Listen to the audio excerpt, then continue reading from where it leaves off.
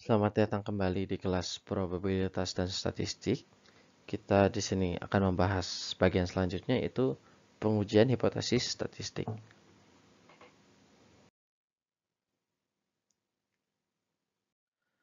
Sebelumnya kita sudah belajar bagaimana kita menyatakan hipotesis statistik, bagaimana cara kita menuliskan hipotesis statistik, ya yang nanti akan kita pelajari pada kasus saya contoh-contoh kasus.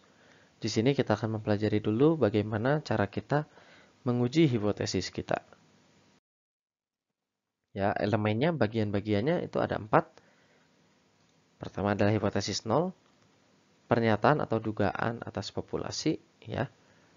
Hipotesis alternatif itu adalah pernyataan yang berkontradiksi dengan hipotesis nol yang berlawanan. Lalu ada 2 lagi yang akan kita pelajari di sini yaitu adalah statistik uji dan daerah kritis. Ini adalah 2 elemen pengujian hipotesis statistik yang lainnya. Yang mana dari daerah kritis ini dan statistik uji kita akan menyimpulkan apakah kita menolak atau menerima hipotesis nol. Atau gagal menolak hipotesis nol ya.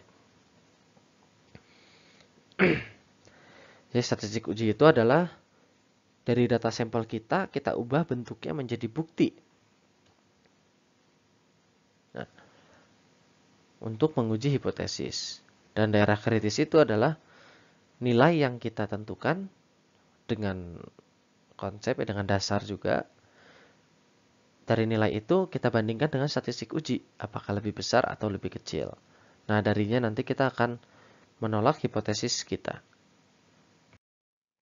Ada langkah-langkahnya. Pertama kita rumuskan dulu hipotesis awal dan alternatif. Lalu kita tentukan ada yang namanya adalah tingkat signifikansi. Seberapa pentingnya keputusan kita. Semakin besar peluang gagalnya, itu kita lihat dari mana menentukannya adalah dari seberapa pentingnya keputusan kita. Misalkan kalau untuk marketing mungkin kita ambil 5% kemungkinan salah, ya nggak apa-apa. Tapi kalau untuk pembangkit listrik tenaga nuklir, kita nggak bisa meresikokan 5% ini. Kita misalkan maunya 0,001% kemungkinan keputusan kita salah. Ya, itu adalah tingkat signifikansi alfa. Semakin kecil nilainya, hipotesis kita akan semakin sulit untuk ditolak. Hipotesis nol kita akan semakin sulit untuk ditolak ya. Nah, nanti akan kita lihat.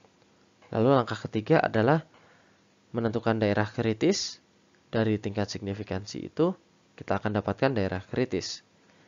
Baru sampel masuk di sini. Dari sampel, kita hitung statistik uji, barulah ambil keputusan. Kalau misalnya sampel masuk ke dalam daerah kritis, berarti kita menolak H0. Kalau sampel tidak masuk ke dalam daerah kritis, berarti kita gagal menolak H0. Nah, seperti yang sudah dinyatakan sebelumnya, ada 2 kesalahan, yaitu kesalahan tipe 1 dan 2, yang mana tipe 1 kita sebut dengan alfa dan tipe 2 kita sebut dengan beta. Alfa itu adalah saat kita menolak H0 saat benar ya. Jadi harusnya kita terima H0, tapi malah kita tolak, itu adalah alfa. Lalu ada beta, harusnya kita menolak H0, malah kita terima, malah kita tidak menolaknya. Itu adalah error tipe 1 dan tipe 2.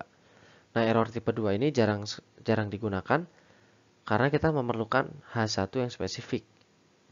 Misalkan contoh di sebelumnya kita menuliskan mu sama dengan 0,9 untuk proporsi sama dengan 0,9 dan proporsi hipotesis alternatifnya, ini hipotesis nolnya, hipotesis alternatifnya P tidak kurang dari 0,9.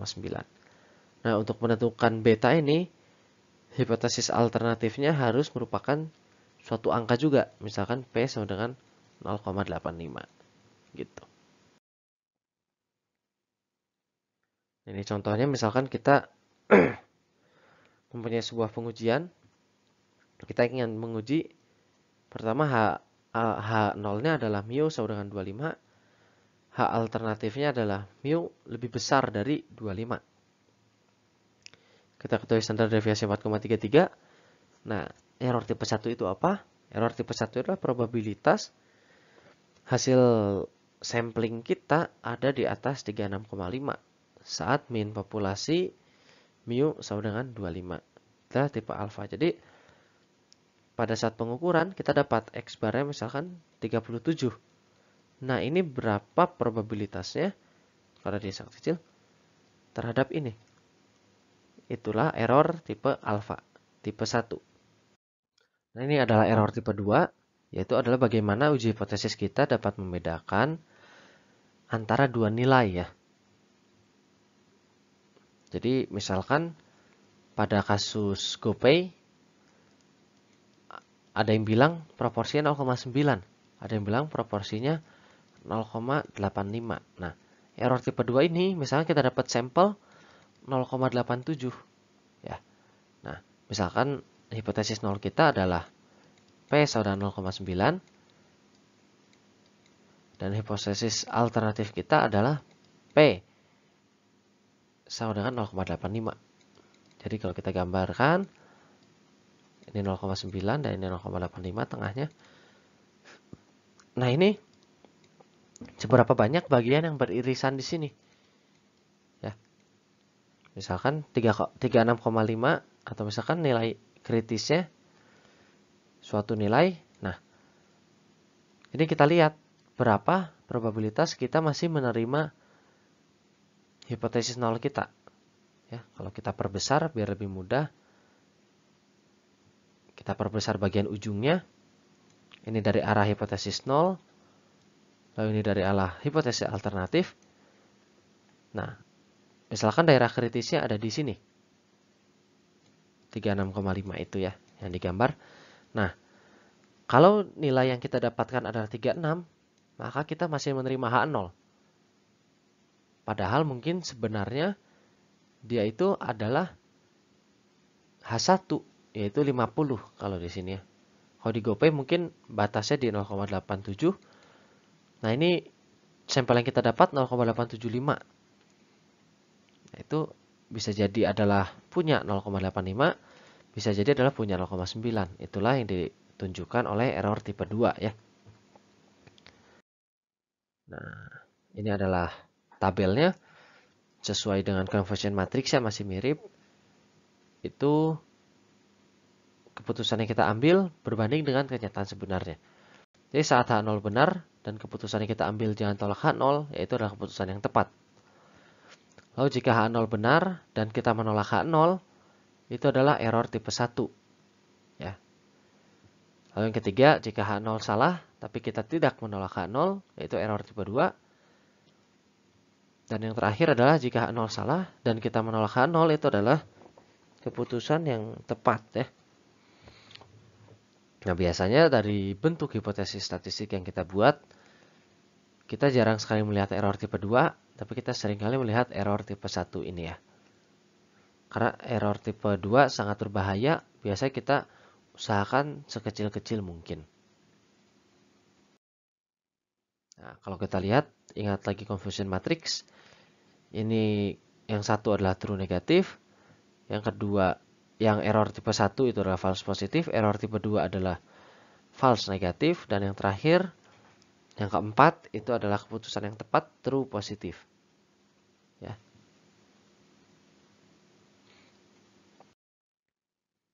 Contohnya, misalkan kita ingin membeli suatu resistor ya.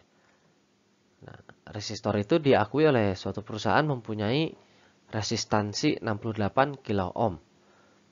Nah, sehingga dari situ kita akan menguji hipotesis nolnya adalah mu sama dengan 68. Hipotesis nol selalu dimulai dengan sama dengan di statistik ya. Dan alternatifnya mu tidak sama dengan 68. Nah, statistik ujinya yang kita gunakan adalah rata-rata sampel. Nah, daerah kritisnya kita tentukan 67 dan 69. Jadi, kalau sampelnya didapat 70, ya berarti kita tolak H0. Kalau kita sampelnya di bawah 66, ya kita tolak H0. Di bawah 67 ya. tadi. Nah, misalkan ya kita punya standar deviasi 3,6, lalu sampelnya kita ambil N sama dengan 36.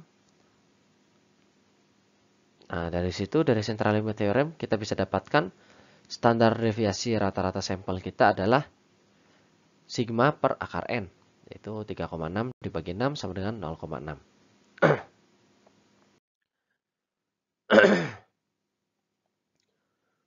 Nah, probabilitas kita melakukan kesalahan tipe 1 saat kita menentukan daerah kritisnya 67 dan 69 adalah bahwa saat kita menolaknya, padahal dia masih ada di dalam kurva kita, di dalam PDF kita, di dalam distribusi kita, yaitu adalah alfa sama dengan probability rata-rata sampelnya itu di bawah 67 atau di atas 69. Kita hitunglah Z1 negatif 1,67 dan Z2 1,67 ya. Z1 itu berarti X1 dikurangin mu dibagi sigma. Z2-nya berarti X2 dikurangi mu dibagi sigma. Dari distribusi normal kita dapatkan probability ini ditambah probability ini adalah sama dengan 0,095. Jadi ada kesimpulannya ada 9,5% kemungkinan dari semua sampel yang berukuran 36, kalau kita ambil 36, akan mengarahkan kita untuk menolak mu sama dengan 68 kilo ohm, padahal pada kenyataannya adalah benar. Jadi ada kemungkinan 9,5% dari sampel yang kita ambil, kalau kenyataannya benar, itu tetap akan menolak H0. Gitu ya. Nah, kalau kita ingin menurunkan alfa, kita bisa meningkatkan ukuran sampel atau melebarkan daerah gagal menolaknya. Jadi, kalau kita naikkan jadi 64, maka standar deviasi rata-rata sampelnya akan berkurang dari central limit theorem, dan akhirnya nilai alfanya juga akan menurun. Ya, seperti itu.